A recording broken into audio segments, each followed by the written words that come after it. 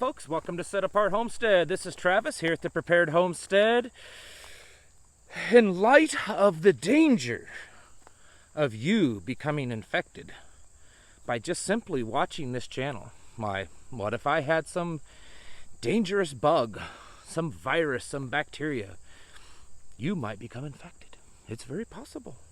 Or, while you watching my videos, it could transfer them to me.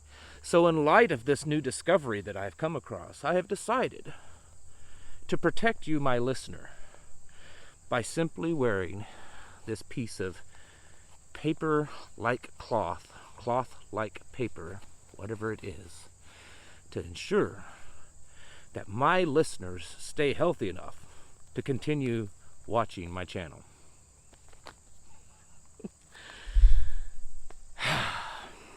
It's getting crazy out there, folks, with this mask thing.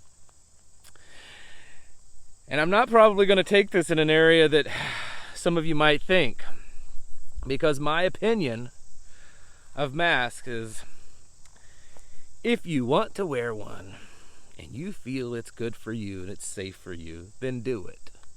And if you don't want to wear one because you feel that they're completely worthless, then don't. It's called freedom of choice. You can choose to wear one if you don't, and wear one or not wear one. It's all up to you, you know. The problem that I'm seeing is that there is a lot of propaganda going on out there, on both sides actually, that has this country just losing their minds. It's not really just this country. I've seen it happen in Australia and in England. Absolute craziness, folks, over a little bitty old this, okay? Little bitty thing. It's insane. So, I know I've got some listeners that, some history buffs, blah, blah, blah. I know some of you are history buffs. I can tell by your comments. And I know a lot of you history buffs are really knowledgeable on military and governments using propaganda. The Nazis were well known for it during World War II, of their propaganda machine. But you know what? Our military and our government does the same thing. Every government, every military uses propaganda. What we're seeing, I believe, this is all my opinion, with this pandemic, is we are seeing propaganda used like never before. I mean, it's absolutely crazy. I never in the past used Twitter. It never interested me. But this year, only due to this channel, I started a Twitter account. And I have found that that's one of the best ways to stay on top of news and stuff. And because of this channel, and because I talk occasionally about current events and news, I want to be able to find it. And so you can follow multiple different people, and I get some pretty good news on it. And here lately, when I'm scrolling through the Twitter feed, the time that I get to, the moments that I get on there and kind of check on updated news, I'm telling you, I feel like I'm on a satirical website of watching some of the news headlines and reading them. People getting, fights breaking out on airplanes because someone didn't wear a mask. Police handcuffing a woman, putting her under the ground and really roughing her up because she wasn't wearing a mask. 2 people in grocery stores fighting over because one had a mask and one didn't. I mean, it's absolutely insane. And as much as it seems that most of it, not all, comes from the people wearing masks, wanting everyone else to wear one, I have seen the other side too. People that don't wear a mask and they think that you shouldn't wear a mask. And they become violent and they become angry and they spew horrible things out of their mouth to the person that's wearing a mask. And all the while, the population doesn't get it, that they are being manipulated like little cattle, like pawns, okay, in this little scheme that's being played out right before their eyes. And I never thought, I knew, of course, that that there's these psychological warfare, and I've studied it. I've actually been trained in some of it, and I've knew about propaganda and stuff. But I never thought that a simple little thing like this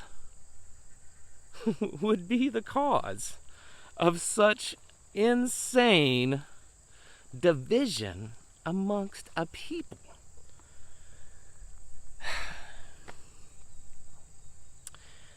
I think for me, what it's doing is it's showing just how broken up we are as a people, just how dumbed down, just how manipulated that we are as a people, that people are willing to go to such violent and extreme and just nastiness over a little piece of cloth.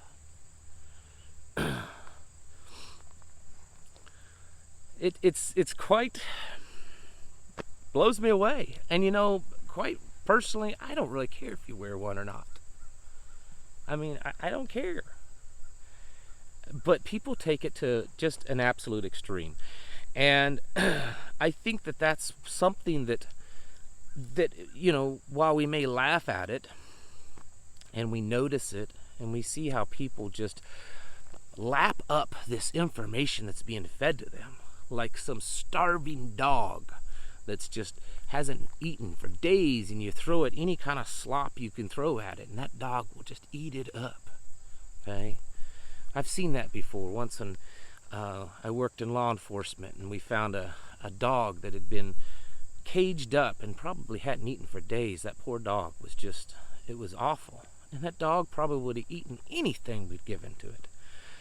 And that's how these people are. That's how the population has become. It's become that way because of the decades now, at least 4 or 5 decades, of this manipulation in our education system. I mean, they don't teach kids anymore just your basics, the 3 R's or whatever, because most of these kids nowadays, they can't read hardly. They don't know math really. They can't figure numbers. They don't know their history. I mean, they can't write in cursive. They think that's a foreign language when they see it. I mean, what are they learning in school nowadays? The 3 basic things. Kids don't even know it. They're teaching absolute propaganda. I spoke with someone just the other day, and he works for a homeschool company, publishing company that produces homeschooling literature. And he said that they are working like crazy to keep up with the orders. He said that normally this is their busy time of the year, kids starting up with homeschooling, and he said, but it is just way overboard, the amount of work that they're doing, the amount of orders. And in talking to him, and I said, yeah, well, who in the right mind would send their child to school in the world that we live in anymore? Now, I'm not poo-pooing any of you that still send your child to school, because I understand everybody's situation is different, and the situation that you may be in, that may be your only option. And if that's the case, okay. But at least do your part as a parent, and when they come home, set them straight on stuff. Teach them real history. Teach them about the world that we live in. Don't just depend upon the state to feed your children the propaganda that they do. And then on top of the education system, we have the internet that has become this, man, I don't know. It's just this mouthpiece for them, for their propaganda, for dumbing down people, and there's conspiracies all over the place. Left and right has their conspiracies, and no one is truly thinking for themselves. Instead of learning a skill or actually developing the cognitive ability to think rationally and logically about something, we just Google it instead, right? And then now we come to this, where their people are actually beating each other up because they want to wear a mask, or they don't wear a mask, or because they want to take a vaccine, or because they don't want a vaccine, or because, this pill could work and maybe it doesn't, and on and on and on and on. over this virus that, while it seems that a lot of people have gotten infected, we don't see like tons and tons of people dying. Now, I still think that there's more to it, and that's another subject for another video. There's already information. I read an article just the other day in Malaysia. They have discovered a mutant form of the COVID-19 that they say is 10 times as infectious as the current one going around in Europe. So I don't think it's over yet. People are already complaining online of how long this pandemic has lasted. Oh, it just never stops. Because we live in this instantaneous world that we expect things to happen right now and be done with. Well, folks, real pandemics typically last between 18 and 24 months. Look it up. Most all of them in history, they last that long. They have cycles to go through before, the population kind of builds an immunity to it, because they have to mutate a few times. People have to become immune to it over time. And so, in other words, we're not really even halfway through this thing yet.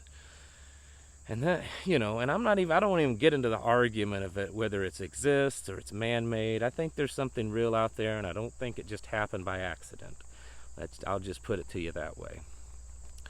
But folks, of all the things that's happening in our world, and I'm telling you, 2020 is the year that just keeps on giving. People have chosen a little piece of paper, a little piece of cloth, to be the thing that we're going to revolt over.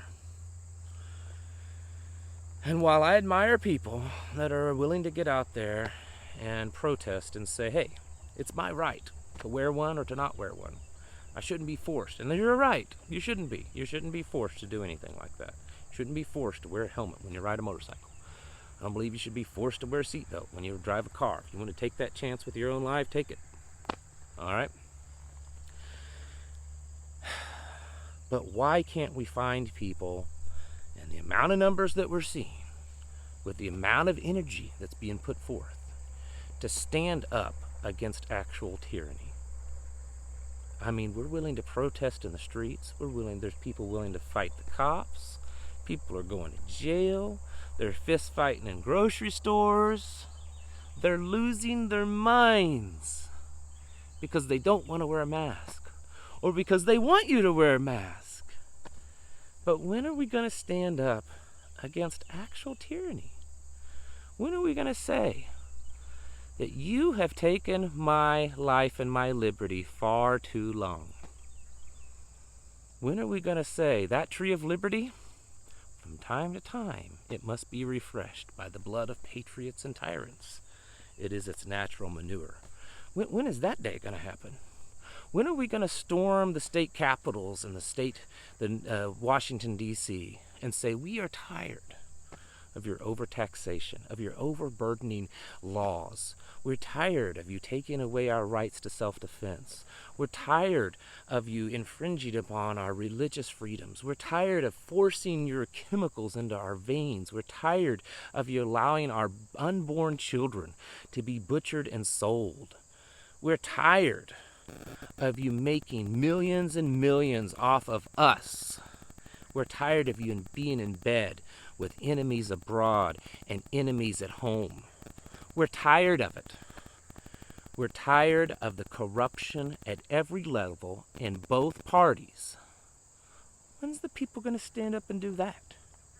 I mean, you're willing to fist fight in the streets and call each other horrible names over a little piece of cloth.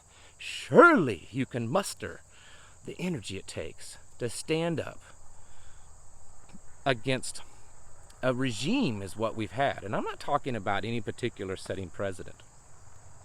I'm certainly not picking on any one person, because I assure you that both parties and everyone that's held the White House for, I'm sure, many decades now are all part of it. And it amazes me, because people, here's the thing, here's how I feel. The American people are fed up. They know that there's something wrong. They know that there's corruption on both sides. The Republicans know the Republicans are corrupt. Democrats know that Democratic Party is corrupt.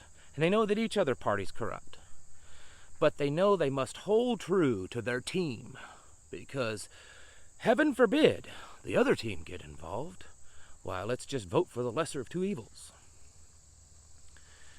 And so they know that they're fed up, and they're willing to stand up, and they're just so tired of the junk and the garbage that's fed to them constantly that they're ready for a fight, right?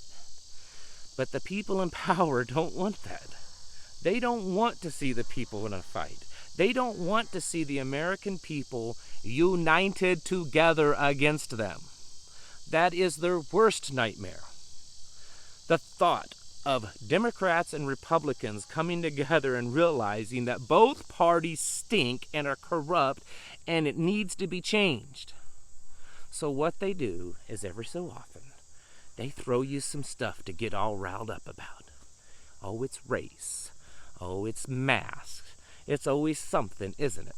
It's always something that they throw at you. And oh, you'll see the protests and you'll see the riots. And people get all riled up. There is a silent majority. And from just my own personal experience, and maybe it's because I'm isolated out here, and the vast majority of the people that I talk to face are good old country Ozarkian folks. And if you're not from the Ozarks, don't think that people that live here are just dumb, stupid hillbillies. There are some highly intelligent people, and just about everyone I talk to around here, they are completely woke and they get it. They know what's going on, and they're sick and tired of it. They're absolutely sick and tired of it. And so I'm going to assume that you can find places like this all over the country. But the news media doesn't talk to people like me and people like the lady that runs the hardware store a few miles down the road. They talk to the people that say the things that they want to put on TV. The hard left, the hard right, fighting at each other and thinking that their parties are the great and the other parties are horrible. And the reality is they both stink. And so we, the silent majority, they've got to keep us quiet. They don't want to wake that sleeping giant. They don't want us to get involved into the fight. It's okay to get all the RNC and the RDNC or GOP or whatever they are. It's okay to get their, staunch, believing, sold-out members fighting with each other. But those of us like you and I that know that it's all corrupt, that it's all two wings of the same bird or two sides of the same coin, they don't want us getting involved. And that's what needs to happen. We need to start waking up. Because what we're seeing, I think, is the last-ditch effort of the powers that be. It's a power grab. I said in the beginning of this pandemic that we're going to see the largest transfer of wealth in this nation's history. And I think that's what we're seeing. They're keeping them busy long enough so that they can hoard up all the money. They're taking up everyone's loans that they're defaulting on. They're doing everything they can to bring together their Agenda 2020, Agenda 21 or 2030 or whatever it is now, to establish their regime globally. I know that's some crazy conspiracy being thrown at you. But I believe that's why we're seeing so much craziness, because it's the end times. We live in the end times. It's biblical. And so they're just trying to keep everyone busy. And they know if they throw enough of that garbage on the news and enough of these people fighting, that it's going to be a distraction. And those like you and I are going to get left out. And anyone that listens to us, they're going to think we're crazy. And because if you're not a Republican or a Democrat, you're not, this guy or this guy, well, then you must be nuts. We have got to start pulling together our resources. Our resources of our minds need to start, having local meetings, which is what I'm planning on doing here in a couple of weeks here in my local area. We've got to realize that Judgment Day is coming. And I don't mean biblically, although that's probably coming before too long anyways. I mean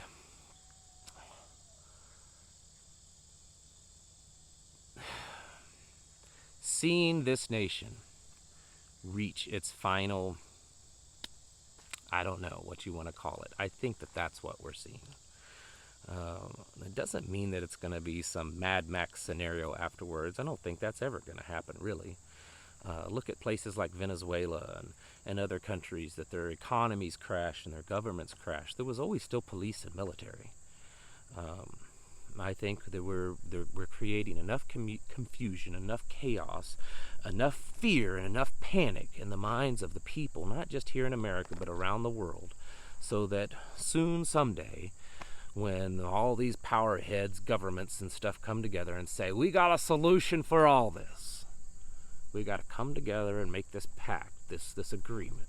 You see, money systems are just failing all over the place, so we're going to create this one money system, and it's going to work for everyone.